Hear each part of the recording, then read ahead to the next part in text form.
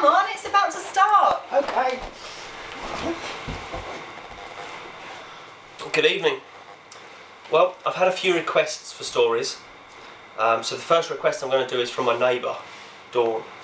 So we've all gathered round this evening to read you the story of the little mole who knew it was none of his business.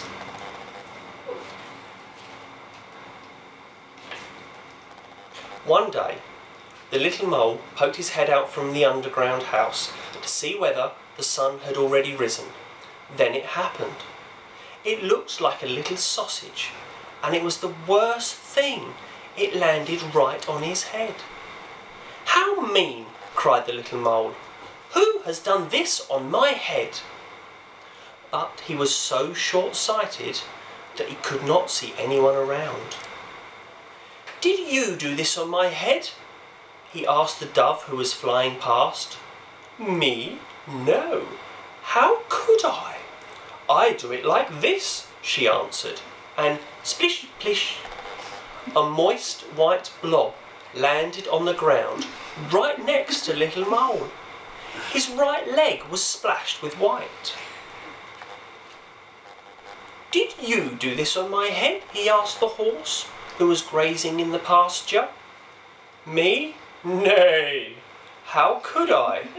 I do it like this," and flump, plump, 5 big fat horsey apples plopped down within a hair's breadth of the mole. He was very impressed. "Did you do this on my head?" he asked the hare. "Me? No. How could I? I do it like this," answered the hare.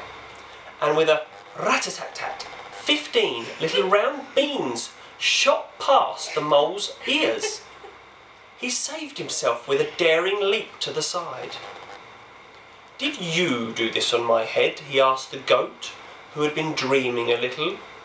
"Me? No. How could I? I do it like this," she replied. And plippity-plop, a pile of toffee-coloured little balls tumbled onto the ground. The little mole found them almost appealing.